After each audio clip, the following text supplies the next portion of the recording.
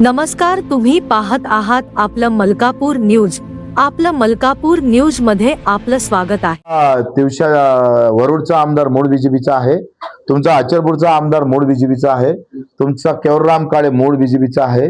तुमचं तिवशाचा आमदार बीजेपीचा आहे. नाहीच.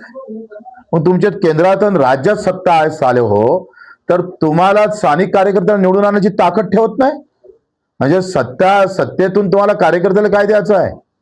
पुन्हा सतरंजा उचलाच्या आणि त्या काँग्रेसवाल्याच्या. म्हणजे अशा प्रकारच्या भूमिका भाजपा घेत आहे. मी सांगतोय ना का जी भाजपची जी मस्ती आली ना, ती मस्ती आता कार्यकर्त्यालाच ठेचायला लागली आहे. आणि ते कार्यकर्त्याला जेव्हा ठेचन ना, तेव्हा कार्यकर्ता भाजपाले अशा लोकांना नेत्याला ठेचल्याशिवाय राहणार नाही. ही वस्तुस्थिती आहे. हा अतिरेक आहे. तुम्ही सांगा ठीक आहे, विधानसभेपर्यंत ठीक आहे, पण तुम्ही साले हो, तुमची एवढी ताकद नाही, मर्दांगी गेली कुठे रे तुमचे? का तुमची केंद्रात आणि राज्यात सत्ता असताना तुम्ही नगरसेवक निवडून आणत ना? उसने आणावं लागतं तुम्हाला उमेदवार.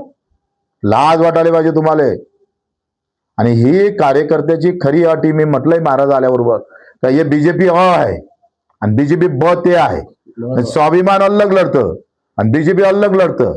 बायको बीजेपीत लढते आणि नवरा स्वाभिमानचा झेंडा घेऊन लढत असेल तर कसं होणार आहे?